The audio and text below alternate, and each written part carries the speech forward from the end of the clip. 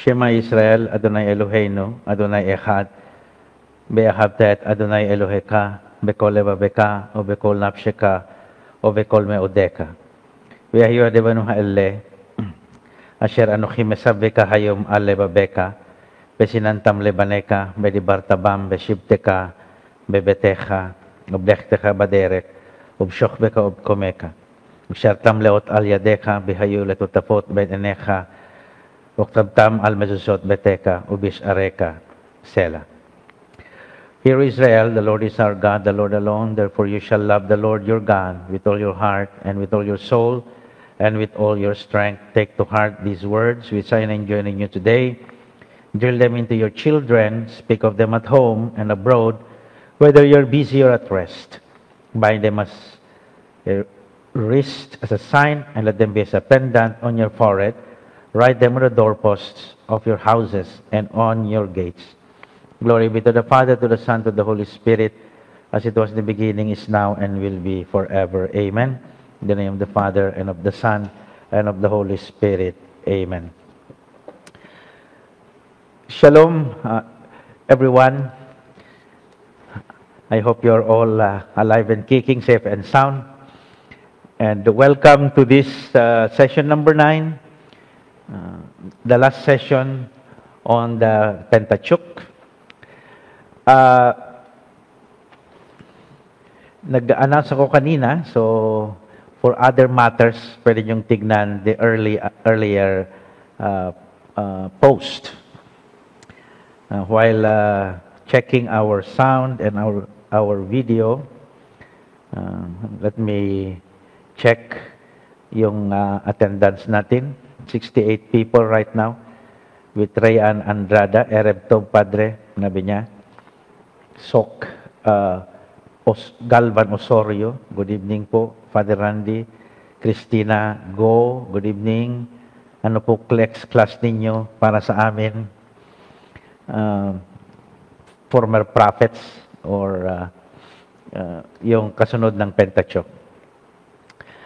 Elizabeth Manzano is watching. Good evening po, Father. Sonia Belisario, mabati din na magandang gabi. Martan Maridel de Leon Menezes, good evening po sa lahat. Sabi niya, Virginia de la Rosa Mendez, good evening.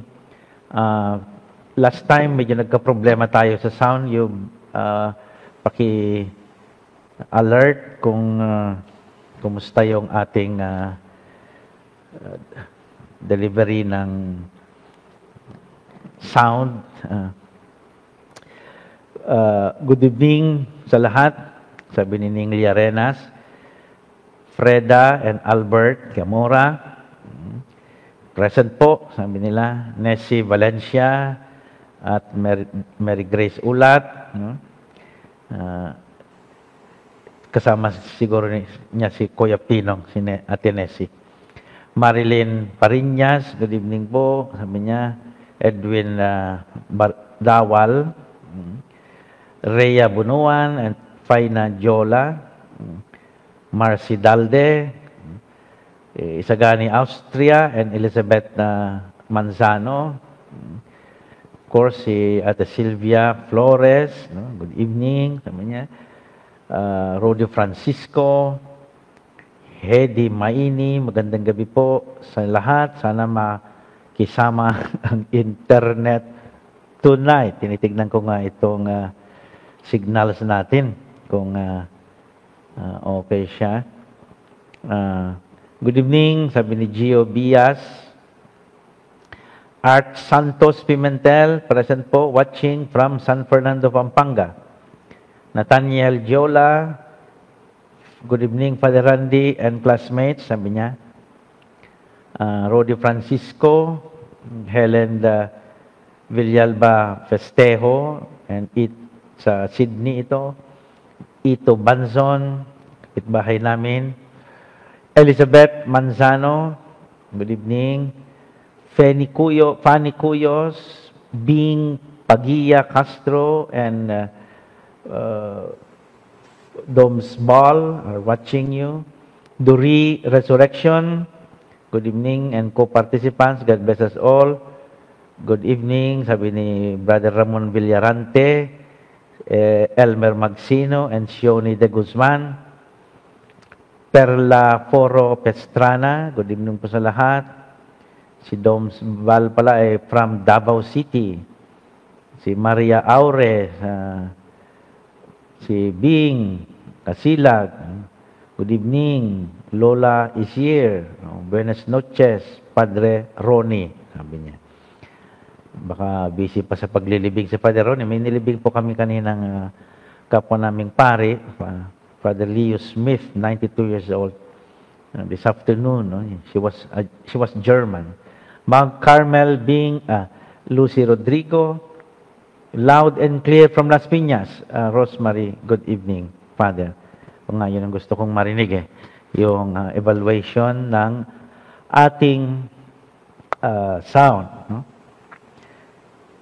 Good evening po from Silang Cavite, sabi ni Dolly Medina, Bing Martinez, good evening Father Randy, and all. Chito Soriano, good evening. Deng Tenko, present, sabi niya. Bing Pagia Castro, may we be enlightened to make more meaningful God-centered lives. Ayun, amen. Roy Ermitanyo, si Roy kanina, in-announce ko, was the first to answer the correct yung sagot sa ating Q&A last time, yung Moses as the greatest prophet. Good evening, sabi ni ng Mount Carmel. No? V. Badayos, good evening. Father Randy, George Pineda III, Father Peter Vu, Anitan, Linda Ifurong, no? At Rozel is watching. Mardi Grace, basa ko na, Ling Liarenas, clear video and audio. Tignan natin. Beatrice Cunanan, good evening. Angela Collado, sa lahat present, kasamang kanyang tatay, of course, Father Ronnie Crisostomo. Buenas noches, Abuela Bing, sabi, sana babinasan tayo mamayang gabi. Peter Corona Poso, good evening from Mortalban, Rizal. Maria Teresa Panganiban, Cecilia Flores, Marvin Liasos, present po, sabi niya. June Buena, ating head ng Bible Apostolate, lay director ng Diocese of Cubao, na siya ito yung apostolate natin, no? Kaya meron tayong Bible study dahil sa isulong natin ng Biblical Apostolate being sponsored by the Diocese of Cubao. Ito na. Angie and Chin, sabi niya, joining from Manila. Maros Mascarinya, good evening. Berna Carmelo. Brian Biasaga, sabi niya. Pura Peñamente, good evening. The ICBA at sa lahat. Ito, Banson, lighting is better than Padre lighting. Siguro nga, hindi dahil din sa poor signal last week, no, Anatan, Evangeline Romulo, di Ginivi, Factao, Doli Medina, of course, si Atelina Sereno, Joe Hilario, Anitaong Abad, and then Chris, si Terry Enriquez, good evening sa lahat, Susette Medina, Brother Larry Manzano and Rebecca Hara, Duri Resurrection, Levi Gaspi, present po, good evening pong lahat, Ved Chris, Jane Esplanada Chua, Anita Ong Abad, at Linda Echave, Karina Manipon Ibanez, Perla Foro Pastrana, loud and clear po, audio dito sa Quezon, Palawan, Father Randy, Kay Francisco, si Minor Generalao, nakahabol din, nag-office ako today, sabi niya. From Silang Cavite, Dolly Medina. So magandang gabi po sa kanilang lahat. Inannounce ko kanina na hindi naman talaga ito ang ating aharon, means the last sa Hebrew, panghuli. In a way, panghuli nga talaga siya kasi this is the last topic, properly speaking, sa Pentateuch course natin. Kasi yung session number 10 ay para sa question and answer o yung mga sinulat ninyong mga questions. We will spend 1 hour answering those questions next week.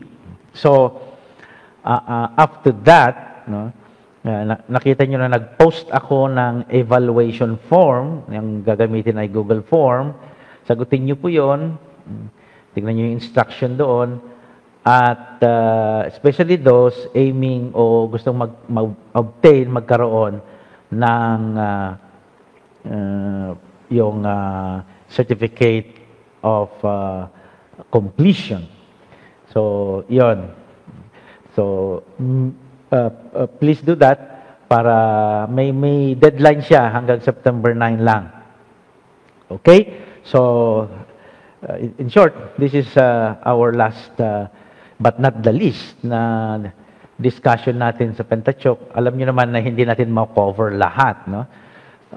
It will take us quite some time to cover all the essentials, pero please the basics ay dinaanan natin. Kung nahirapan kayo, magandang balikan actually yung mga earlier sessions natin. The only problem, may mga sessions dyan na yun na nga, nagka-problema sa signal. Not very many. Hindi ko naman na-edit lahat. Kasi alam niyo po ba, na ang pag-e-edit para sa YouTube ay napakatagal. Kasi nga, tatanggalin ko lahat ng mga A, E, I, O, mga gaps para malinis. Tapos, siyempre, pag dinadownload mo, matagal. Pag i-render mo, isang overnight. So, and so forth. So, but it's not impossible. Only the time element is a problem.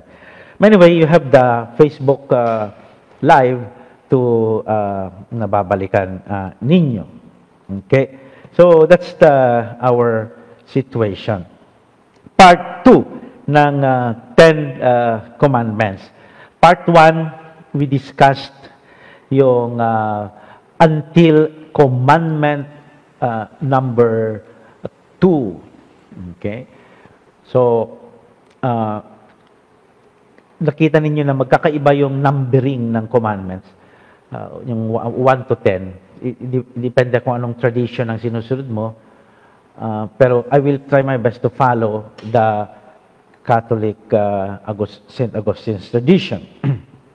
Now, let's backtrack a bit, no, about the importance, the paramount importance of the Decalogue.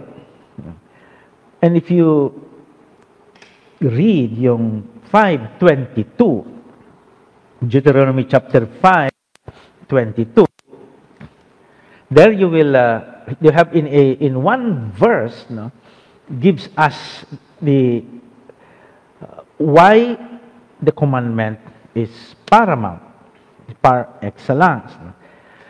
So I'll read that part. Chapter 5 verse 22 says, last time I read it in Tagalog, this one is in English. These words the Lord spoke with a loud voice to your whole assembly at the mountain, out of the fire, the cloud, and the thick darkness, and he added no more. So, he added no more. So, the Lord spoke,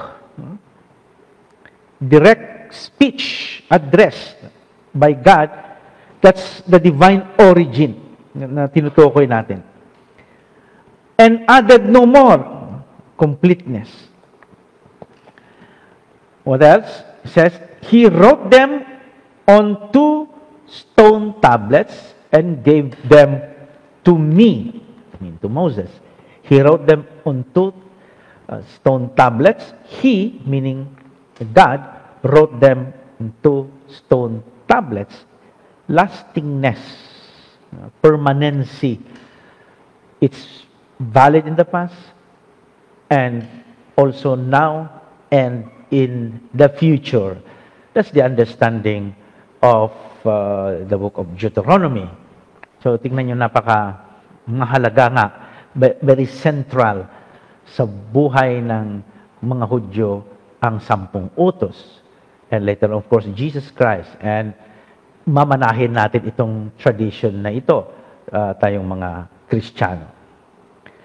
Point number 2, nakita din natin na yung Decalogue sa Deuteronomy, orderly doon. And it is not really 2 parts. No? Kasi nasanayan natin na yung Decalogue ay 2 parte. Yung unang parte, yung pagmamahal mo sa Diyos.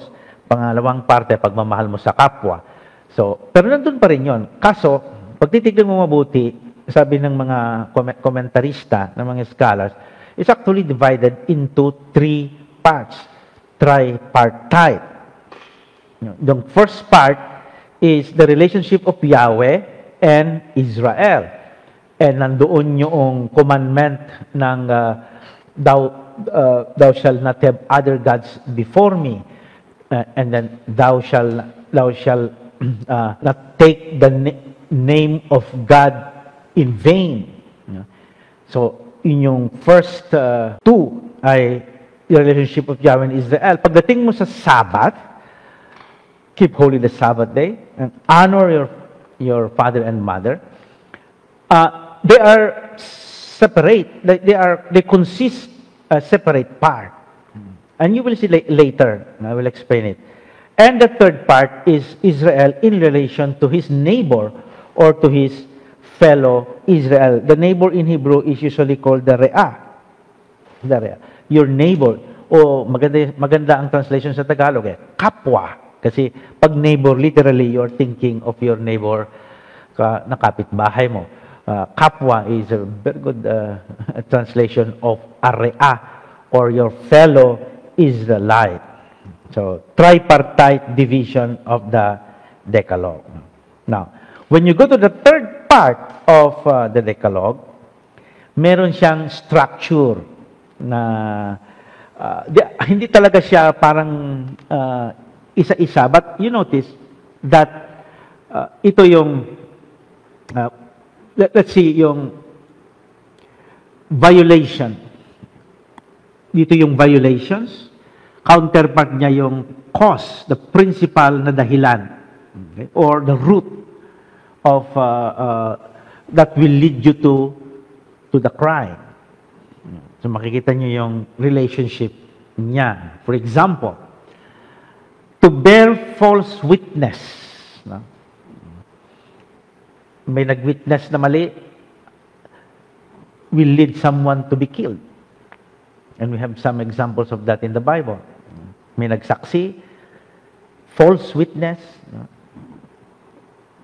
killing, murder, resort to kill. When you desire your neighbor's wife, the result of that is a crime correspondingly like an adultery. And then when you desire the possession of others, then resulting to stealing. So meron din siyang structure in as far as the book of Deuteronomy is concerned. So makikita nyo na first part is well structured, second part is structured, third part is also well defined. Now, let's go now to the central part of the Decalogue. Yung sinabi ko kanina na tungkol sa Sabbath, keep holy the Sabbath day, and honoring parents. Now, ano yung relationship nung dalawa? Ito na, nasa sentro na tayo ng Decalogue. Itong dalawa lang muna. Makikita nyo, they are related to each other. Kasi yung Sabbath, the father of the family gives freedom and rest to his household. So, and then, the parents, honoring parents, the children, in turn, give back, render honor to the parents. So, makita niyo yung relationship, sabi natin, debt of gratitude. Maganda yung, sabi natin sa Tagalog, utang na loob. No? So yung magulang, especially the father, in Sabbath, according to the book of Deuteronomy, frees, papalayain niya o bigyan niya na ang pahinga, ang kalayaan, ang kasambahay niya. Mga anak, siyempre, asawa, anak, and so forth and so on. In turn, yung mga anak, pagdating naman, will render their gratitude, debt of gratitude, to the father, to the parents. Kaya, ito yung role naman ng sinasabi natin, fourth commandment. Then, itong dalawa na ito, okay, itong dalawang commandment na ito, they are the commandment na positive yung formulation. Napapansin nyo, no? Lahat ay negative. It doesn't mean na mas toxic yung negative. Di ba sabi ko nga noon, that is the apodictic law sa very common sa ancient world. No? Huwag niyong isipin na mga commandments. Minsan narinig ko yun na tignan mo yung commandments ni Jesus, puro positive. Love your neighbor and love God with all your heart and your soul and with your mind and love your neighbor as yourself. Ay yung commandment sa lumang tipan, ano yun? Negative. Negative agad. Thou shall not, thou shall not, thou shall not. That's your modern interpretation. Kasi ang modern people do not like negative. Although today we like negative. It's a virus. We want negative, not positive. But the point is, it's not like that. It's the way, it's the literary style that was at use. So they can use either negative or positive in the so-called apodictic laws. Okay. And itong dalawa na ito, instead of being said in the negative, is in the positive or positively formulated. No? And hindi lang yan, may addition pa sila, with addition, as the Lord your God commanded you. To point out that itong dalawang ito, they are to be considered as one section, one part. So, hindi talaga siya tatlong parte, dalawang parte lang ang Ten Commandments, ang Decalogue. No? Tatlo. Kasi itong Sabbath and honor can be considered as the central part of the commandment, as they are strictly related. Tingnan natin yung sound natin kasi minsan nahuhugot ko kasi yung microphone sa pag-a-action. Siguro dahil nakapamburol ako, kaya nahuhila-hila niya yung ano. Nagaganito ako kasi talagang malamig ang aircon. Luma yung aircon, mahirap may pahina. So, kaya, now, location number 5. Location to practice the commandments. Makikita nyo na they are well placed. Yung first two commandments, thou shalt not have other gods before me, thou shall not take the name of God in vain, o yung sabi natin, thou shall not raise falsely the name of God, something literally. That's the proper place is yung templo, the temple, the place of worship. Although during the time of Deuteronomy, there is no temple yet. What you have is the tent of meeting. But later on. And the place of Sabbath and honoring parents is the home. Yung Sabbath is for the family, the father giving rest to his household. And family, honor your father and mother. Then, yung location ng number 3, yung para sa kapwa, Israel to his fellow Israelite, ay saan mo ini-exercise yung pakikisalamuha mo sa kapwa-tao. Nung unang panahon, in the ancient world, well, they don't have malls. Wala silang, where do they buy? Where do they have the courts? Saan sila na malimit na nagdadaldalan o nakikisalamuha sa kanilang kapwa? Sa gates. Kaya ang daming passages dyan sa Biblia, sa Psalms, open the gates, no? Let the King of glory enter. No? So all those kinds of praising about the gates. No? Let the King enter. So bakit naman gates? Because that is where people gather to na makikisalamuha sa kanilang kapwa-tao, sa gates. Well, pag pupunta kayo sa Israel, makikita nyo na sa Old City, may virtual tour ata na may bayad. Nakita ko na ipatalastas. Ang mga mark ninyo ay mga gates. David, doon kayo dadaan sa David Gate, doon kayo sa may... So pag sinabing Damascus Gate, yung North Gate ng Old City na gate, kasi lalabas ka dyan, papunta sa North, sa Damascus, sa Syria. And in the old, maybe the time of Paul, for example, dyan dumaan siguro si St. Paul, kasi papuntang Damascus, then he got his conversion on the way, ito modern picture na ito. Nandyan, na-preserve pa rin ng konti yung parang palengke, yung area ng gates. But in the olden, in the ancient world, sa gates, ang marketplace, sa gates, ang courts, sa gates yung mga nagdedebate, nag-uusap. So, where will you exercise your relationship with your fellow human being, with your fellow Israelite? At the gates. Now, point number 6. Let's start then with the third commandment. Keep holy the Sabbath day. In short, that is what we usually say. Now, notice that may dalawang formulations ito with two purposes. Ano ibig sabihin yan? You will find a formulation in Exodus and not necessarily the same that you will find in Deuteronomy. So, one formulation in Exodus, another formulation in Deuteronomy. Doon sa Exodus, ang dahilan, ang motivation ng Sabbath is creation. The rest that God did after the 6 days of creation and sanctifying that day. So thus, Israel must also observe a day of rest, a Sabbath day. Sabbath in Hebrew means rest, literally. Sabbath means rest. Maybe dyan nagsimula yung salitang Sabado.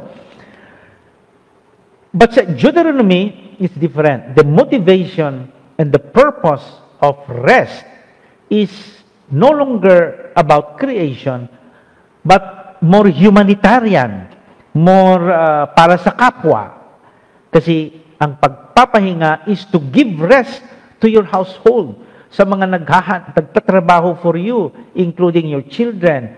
Sabi niya doon sa father of the family, the wife, the slaves, no? The animals even need to rest. So merong, kumbaga, nung nagsusulat ng libro ng Deuteronomy, ini-interpret yung Sabbath, nakita niya na maganda yung sa Exodus, pero the editor or the redactor also reinterprets that the commandment to Sabbath is not just about rest as such, but it is really a rest for your neighbor, for the people with you.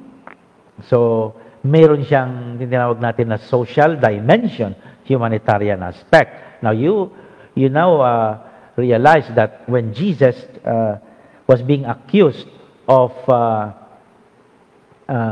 violating the Sabbath, dahil gumawa siya ng humanitarian work, like healing, well, Jesus was not violating the Sabbath. He was following the one in Deuteronomy, that Sabbath is made for man and not man, baliktad ata, that Sabbath is not made for man, but man for the Sabbath. Sabi niya.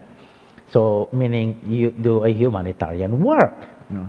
So, that is the two, because there is a social, charitable dimension of the Sabbath. So, that's and Sabbath is a zikaron. What is a zikaron? Pag-ala-ala, o memorial, or remembrance, anamnesis, sabi nila sa Greek. That's where you have the Greek anamnesis. Pag-ala-ala. First, as I said, sa God's wonderful works as a creator, but also, not only a creator, but one who is sovereign over all the earth, that He is a liberator, that He liberated Israel from slavery or bondage. So that is a zikaron. And when you do a zikaron, memorial, remembrance, anong gagawin mo? Celebrate. So a Sabbath is a day of celebration. Notice that the Sabbath was already observed even before it was formulated. Kasi in Exodus 16:22 to 30, yung formulation ng Ten Commandments ay Exodus later pa, no? If you check your Exodus, Exodus chapter 16, yung Ten Commandments natin Exodus chapter 20, yung Ten Commandments, yung practice, it was already being mentioned in Exodus chapter 16, verse 22, the observance of the Sabbath. On the sixth day, they gathered twice as much food, 2 omers apiece. When all the leaders of the congregation came and told Moses, said to them, "This is what the Lord commanded. Tomorrow is a day of solemn rest, a holy Sabbath to the Lord," and so forth and so on. So, what is the point? The point is that bago pa dumating yung Ten Commandments, pinapractice na nila yun, observance of the Sabbath. That means to say, the Ten Commandments got its tradition, but from what is already being practiced. No? Hindi yung nagsalita mo ng Diyos and then ginawa nila. I think it was the other way around. From the perspective, of course, of the scripture writer, that when probably they're remembering kung ano yung mga commandments ng Panginoon, they saw that Sabbath was already being observed, no? And that's incorporate that as one of the Ten Commandments. And according to historians, it's only Israel who has this practice. Kasi ang buhay relihiyon ng ancient world ay well documented. We have a lot of literary text na excavate through the years, no? Hindi lang archaeology, but yung mga kanilang sinulat. And so you know the practices, you know their laws, you know their mga liturgical things na ginagawa nila, worship and cult. Israel lang ang may Sabbath. Yung a day that is sanctified, a day that belongs to the Lord. So it's unique to Israel. And of course, as Christians later, we will adapt this practice.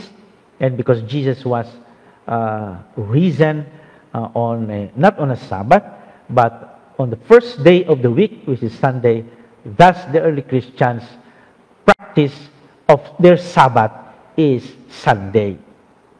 Now, the setting is agricultural. Ano nagsimula yung Sabbath? Sabi ng mga historians, it's because of the 6 na araw ng paggawa sa bukid, pagsasaka. 6 days yung dire-diretso, especially harvest time. And then after 6 days of harvesting, rest. That's what you see in Exodus 34, 21 to 25. Work in the field, harvest, and then after 6 days, siguro they adapt that practice, that on the, then made the seventh day, the day as a day of rest. So bago naging holy day ito, it was already, as I said, practiced that, so it's as a resting day. So the Sabbath then is not just because you have to rest, but according to Deuteronomy then, it's because you have to do zikaron, a memorial. So hindi na lang pagpapahinga. Malimit ang intindi natin ng Sabbath ay magpahinga ka naman. So it is a passive Sabbath. Hindi yon pahinga ay pahinga ng naghahanap buhay is pahinga, kailangan yon. That's a psychology and physical need. Walang problema yon, no? Pero in terms of here, they memorialize it and later on make it enter into the commandment, and also it became a sanctified day, a holy day. Now, that's the Sabbath. The fourth commandment. What is the fourth commandment? Honor your father and mother. The word honor in Hebrew is kabed. Hindi katabi sa bed. Kabed, meaning heavy, literally. That's also the word for glory, which you use for God. So, heaviness, mabigat. You give heaviness, you give weight to your father and mother. So, in the same way as you give glory to God, meaning the weight, the honor that you render to God. So, you see that this honoring of parents is connected with God. It's not just simply to honor your parents, but it is really connected with your worship of God. Now, the motivation of this one has a motivation clause, ang tawag, and this is the only one that has that motivation clause, that you may have long and good life. What does it mean? Well, if you come to think about it, if generations like your children will take care of you well, you will live a long life. You will have good life. They will abandon you. You will have a short life. So maybe it can be imagined that way. Maybe, of course, God can also gift you with a long life, but as you know, it's not always the case. Sabi nga natin, matagal mamatay ang masamang damo. So the gift of long life, good life, is because your children takes care of you well. It doesn't discount the fact that God can give you long life, of course. Now, and then later on, the commandments are further elaborated or further explained. What do you mean to honor? The commandments are generic. What do you mean by honor your parents? So, there is a passage in Exodus 21 verse 15, do not hit your parents. So, very concrete na.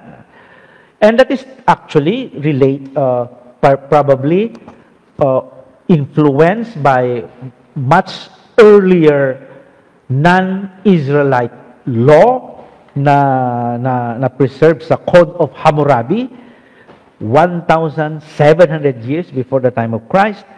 If a son has struck his father, his hand shall be cut off. Well, did you like that kind of punishment?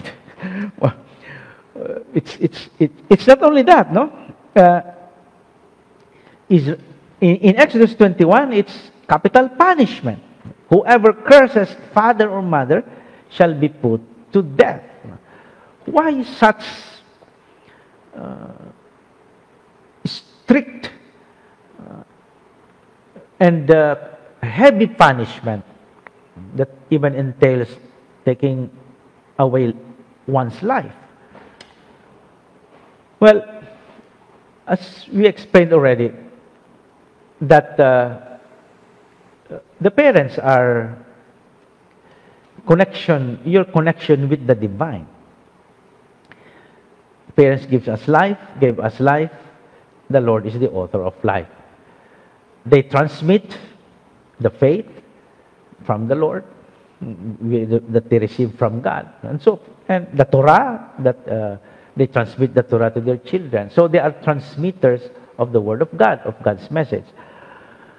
And that's probably why anything that is against parents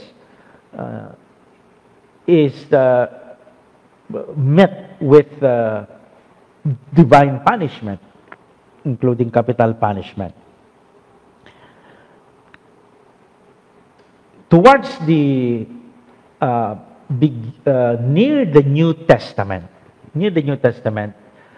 this commandment would even be further elaborated in the chapter 3 of the book of Sirach, which is always read during the Holy Family feasts of the Holy Family.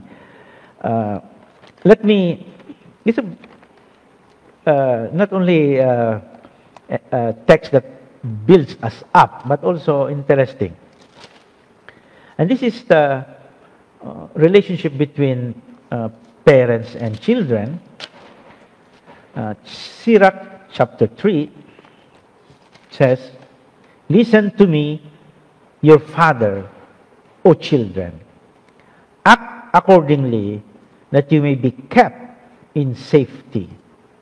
For the Lord honors a father above his children, and he confirms a mother's right over her children. Those who honor their father," now you remember the commandment, honor your father and mother. Those who honor their father atone for sin.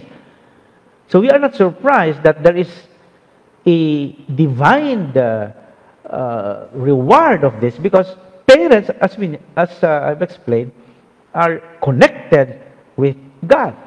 So when you take care, respect their mother, are like those who lay up treasure, and those who honor their father will have joy in their own children. And when they pray, they will be heard. Those who respect their father will have long life. It's commandment number 4. And those who honor their mother obey the Lord. They will serve their parents as their masters. Honor your father and by word and deed, that his blessing may come upon you. Maybe God's blessing.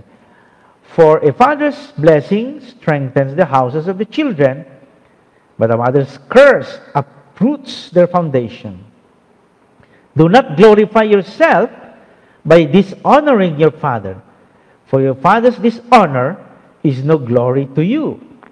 The glory of one's father is one's own glory, and it is a disgrace for children not to respect their mother. You see the honor, disgrace, and then mother and father are equally treated.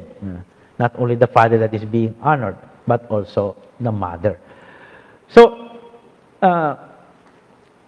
honor your father. And how about, are we going to honor the father and mother who are not worth our honor, who are abusive? Of course, it's a different story. But you can interpret it in the way the Ten Commandments put it. Now, number 8, the 5th commandment: thou shalt not kill. The word kill in Hebrew is ratsak. And this is debated dahil ang daming word for kill in Hebrew, sa totoo lang. And my students in Hebrew are surprised na pag nag-memorize na sila ng vocabulary ng Hebrew, ay ang dami namang salita for kill. What's the difference between this and that? Sa atin, meron lang tayong kill and murder. Now, pag sinabing murder, that is you willfully and consciously take away the life of a person. Ikukulong ka. Murder. Pero yung kill, you can kill unintentionally, or yun yung discussion. So some translations, instead of saying thou shall not kill, they will say you shall not murder. I don't know. Let me check our New Revised Standard Version kung ano ang pinili niyang translation. Deuteronomy chapter 5. No? Kung anong ang sabi niya, you shall not murder. Ayan. Pinili ng New Revised Standard Version, you shall not murder, not kill. Kasi ngayong idea na yung ratsak is murder and not killing. But that is debated. You know? It's difficult to make that distinction because there are also cases na yung word na ito is really for meaning kill. So, that's how about the capital punishment? Killing din yun. Well, the point is, the responsibility to keep yung kapwa mo from any harm ensure the neighbor's good. Okay? So, yung in a positive way, if you put that in a positive way, yung obligasyon mo na protektahan ang iyong kapwa away from harm and you ensure his concern, ensure ang kanyang kapakanan. So, in a positive way, you can formulate it in that positive way. Paano yung capital punishment? Well, as I said, as Christians, you have to think of the 3 T's. You remember what I said before when we encounter this text? Number 1 T is the 10 Commandments. Thou shalt not kill. Okay. And as a Christian, you have to consider the teaching of Jesus. Second T. And the teachings or the traditions of the church and its position concerning the matter, the 3T. So you see, thou shalt not kill is generic. And when we are confronted with specific cases, then we interpret them just like people in the Bible, they reinterpreted the text that's it according to their corresponding situation. Okay? Our situation is we are Christians. Now, the 6th commandment. The 6th commandment is thou shalt not commit adultery. So if you protect yung kapakanan ng iyong and is your responsibility ng iyong kapwa, that includes his marriage. You know? So adultery destroys that, destroys the good of your neighbor, what is good to him. So we're thinking now of course, of this commandment addressed to the men. You remember this is addressed to in a masculine form. And magtataka ko siguro yung law of adultery is very ancient. Even before the Bible, even before the revelation of the 10 Commandments, meron ng mga practices prohibiting explicitly doing away with that crime. For example, sa Genesis chapter 20, yung incident ito na si Abraham ay nag-stop. Si Abraham ay pumunta sila sa Gerar, it's a place, across the desert, with Sarah. Maganda si Sarah, kanyang misis, kaya nagsinungaling siya doon sa hari ng Gerar, si Abimelech. Sa halip na sabihin niyang asawa niya, sinabi niya siya ay ang kanyang kapatid. So, dinala ng hari sa harem, sa bahay, sa tahanan, siguro ng kanyang mga concubines, alam mo mga noong panahon, at yun, hindi natin alam kung ano nangyari doon, pero the Abimelech had a dream, and it was revealed to him na hindi niya kapatid si Sarah, si Abraham, kundi kanyang asawa. And so, right away, he confronted Abraham. You see, the king, even if he was a Gentile, and he was maybe may have many concubines, na kasi allowed sila ng polygamy. But adultery, no. Then, read yung Hammurabi Code about, it's even more ancient, 1,700 years before Christ. Interrupted po. Let's me stop a bit, no? Baka may interruption.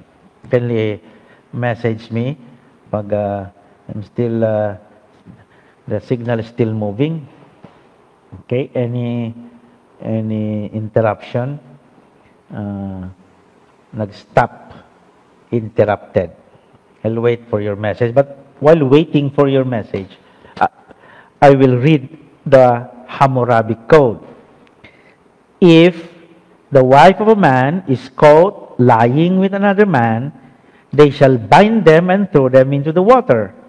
If the husband of the woman wishes to spare his wife, then the king shall spare his servant. If her husband has said, I divorce her, he shall go her way. He shall give her nothing as her price of divorce. So, you see, 1,700 years, adultery is so strictly prohibited. I don't think it's all about sex here, about sexual pleasure. It's more of that destroying the concern, the life of others, including the children.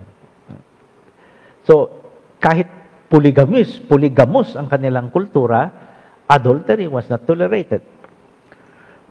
Number 10, the seventh commandment. Thou shalt not steal. The word steal in Hebrew is ganab. Ganab. And usually that word is used for either things and persons. Kaya yung thou shalt not steal also include not only robbery, but kidnapping. Hindi naman ako nagnakaw, tao lang ninakaw ko. That includes, ganab includes that. No? And remember the story of Joseph and his brothers. Pinakidnap nila, nakidnap si Joseph and was sold sa Midianites na dumadaan papuntang Egypt. So, that stealing is robbery also for persons. Notice the restitution later on. Na? Sa book of Leviticus, pag ikaw ay nagdakaw, sa Leviticus, you must restitute, babalik mo in full ang ninakaw mo, plus 20% of the amount na ninakaw mo. Leviticus chapter 6, 2-5. Yung tinatawag natin na mercy with justice, forgiveness with justice. Nagnakaw ka, ibabalik mo yun. Mabuti pa sa lumang tipan, ganun ang ginagawa nila. Ngayon, sa atin, resign ka na lang. So, 20%. Pagdating mo kay Zacchaeus, over si Zacchaeus eh. Siguro na-excite siya dahil nakita niya si Jesus. Ang sabi niya, if I have defrauded anybody, which of course he had defrauded, he was a tax collector, I will pay back 4 times the full value. So kung 100 yung ninakaw niya, babalik niya yung 100, no? Tapos bibigyan niya pa ng 400 pesos. 4 times the full value. Sobra, di ba kayo? But Zacchaeus was probably thinking of the one in Leviticus and went beyond the prescription of the law according to the circumstance. Kaya sabi ko nga, they reinterpret the law sa kanilang sitwasyon. The 8th commandment, number 11. Point number 11, the 8th commandment. Thou shalt not bear false witness against your neighbor.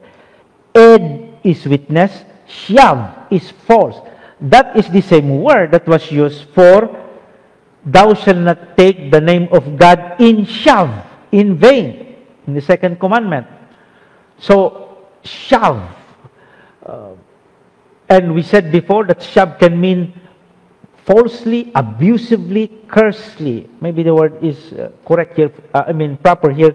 False. Giving a false testimony is dangerous, as we know that. It can lead someone to be killed and to be unjustly murdered. Like Naboth, you remember the story of the King Ahab and conspiracy of Queen Jezebel to land grab the land of Naboth, no? And brought out false witnesses to against Naboth, and it led to the killing of Naboth. It's not something new to us today. False witness, false testimony, ang dami, no? Proliferating sa Facebook and internet. They have forgotten, thou shalt not bear shav, false witness, the 8th commandment. Sa Hammurabi Code, 1,700 years, sabi niya, if a man has borne false witness in a trial, or has not established the statement that he has made, if that case be a capital trial, that man shall be put to death. You see how serious bearing false witness. That if you bear false witness, if you bear shav, you'll be put to death. Because that will endanger the community, not only the person that you are accusing of falsely, but also the whole community, the whole of his family. His children will be affected, wife and clan. Thus, thou shalt not bear false witness against your neighbor.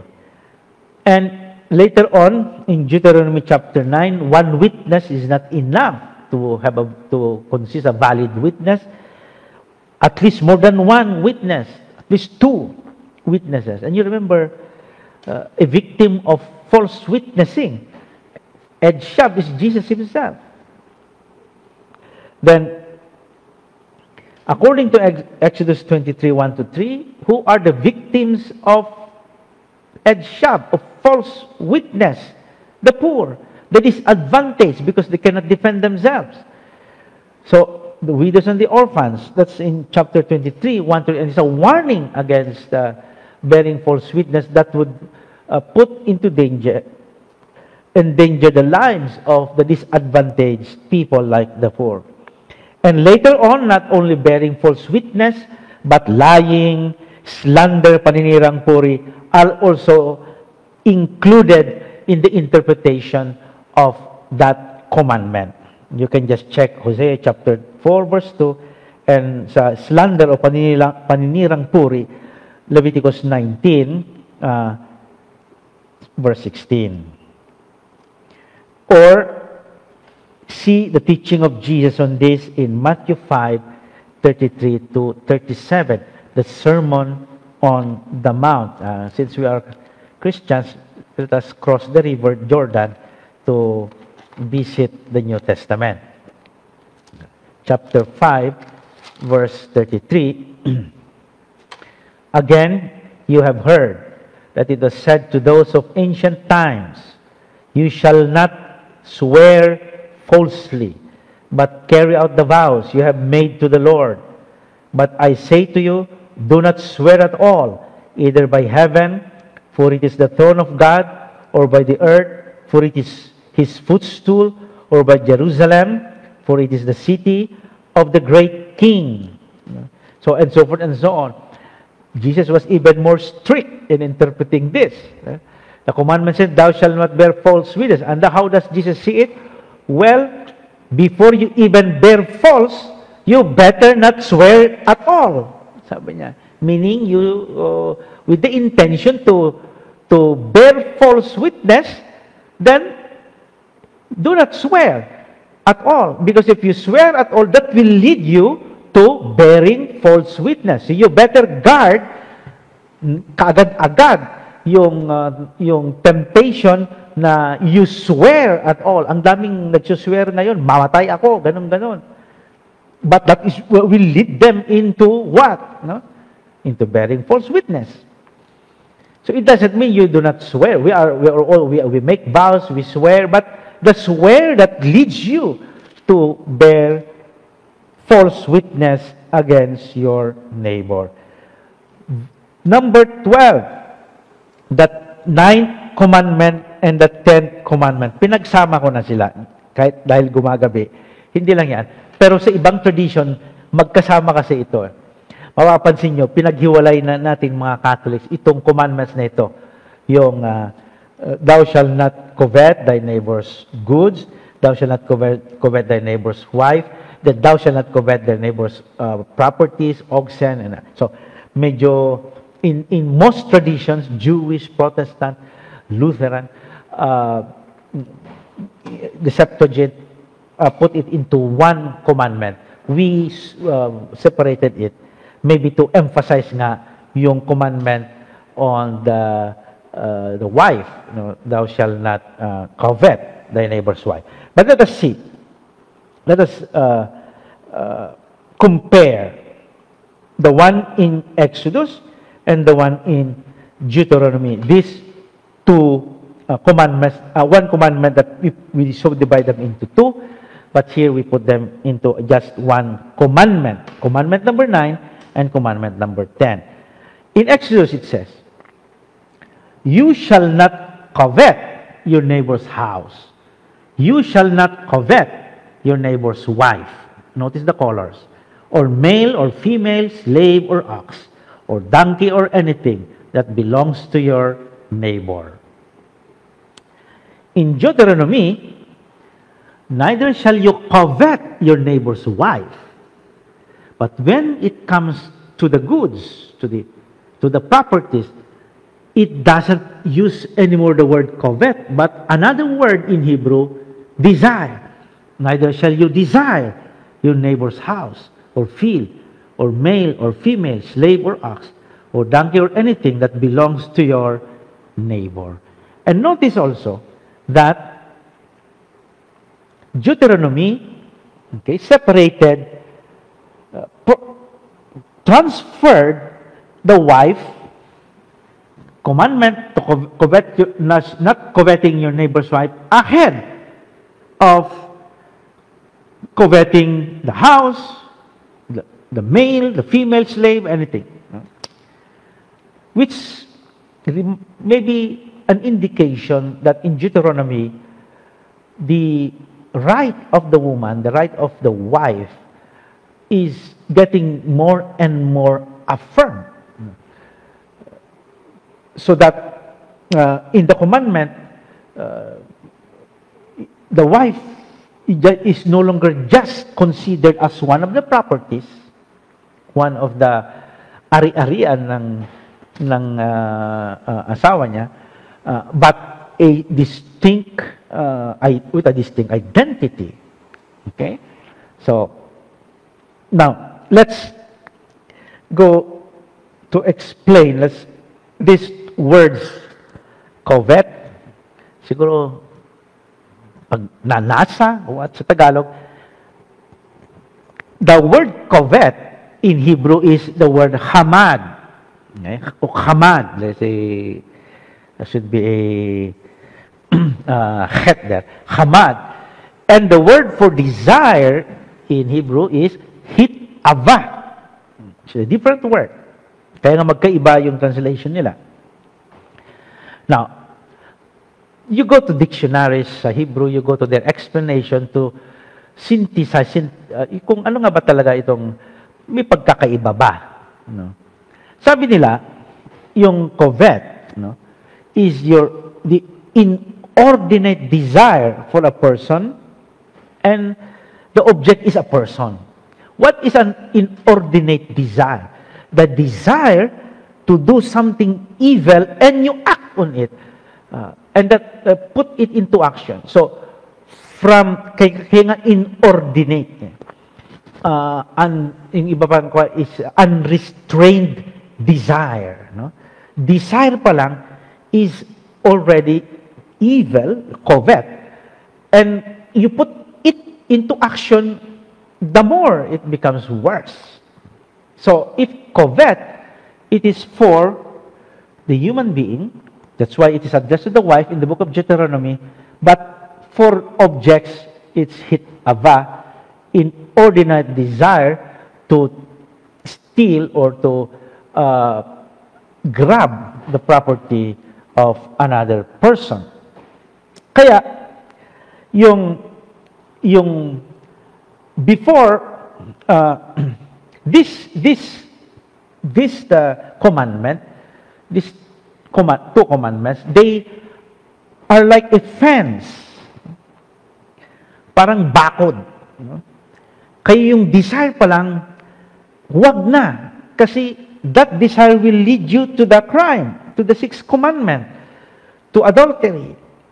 Kaya nga, sabi ng mga rabbis, you better bakuran mo na. No? Inordinate desire for an object, desire pa lang, mali na, because that will lead you to the seventh commandment, thou shalt not steal.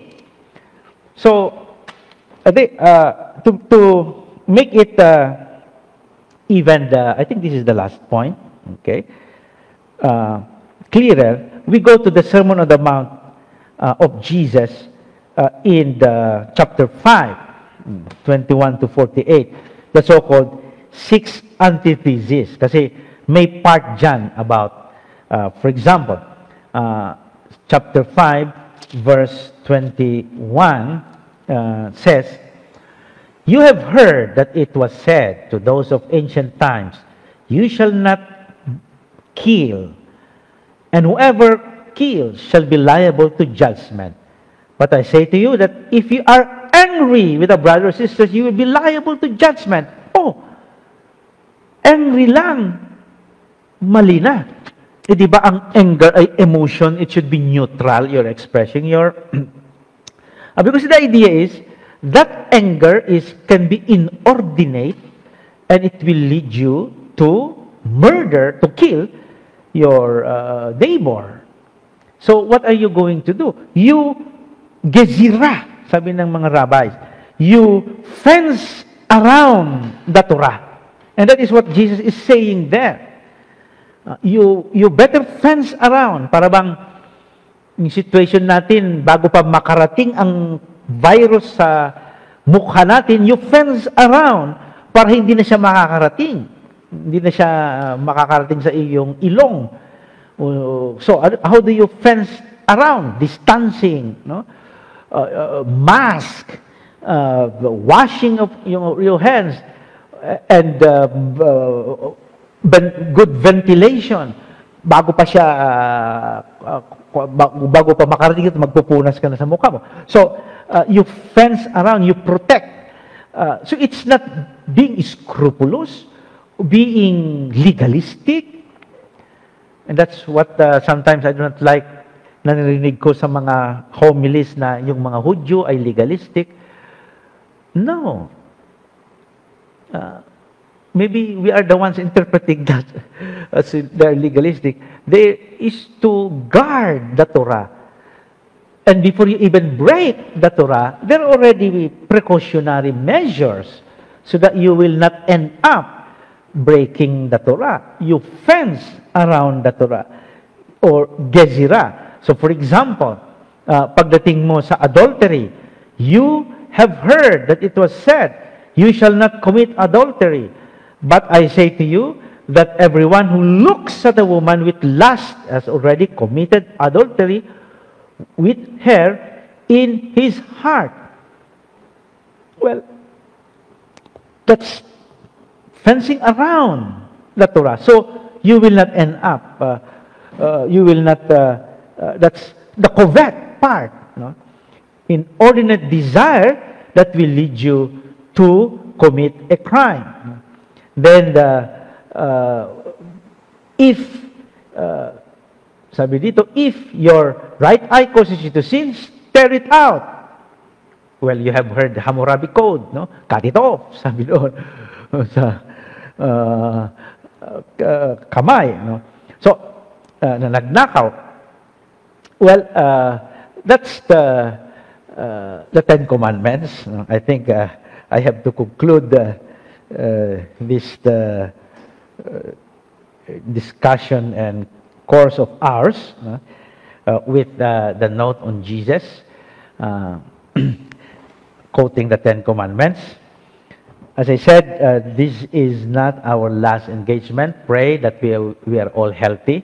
Let's fence around the Torah, so that we will we walk according to the way of the Lord. And next meeting then, next engagement natin, next week session, as I said, special session number 10, I will devote that sa pagsagot sa inyong mga tanong. May the Lord keep you away from all harm and evil. Thank you for bearing with me tonight for 9 sessions that will become even 10 next week, God willing. And may the Blessed Mother intercede for all of us to end this pandemic. And may the Lord bless you, the Father, the Son, and the Holy Spirit. Amen. This is Father Randy Flores, SBD of the Diocese of Cubao Biblical Apostolate and Secretariat Parish is Shrine in Quezon City. Bye-bye. God bless you all.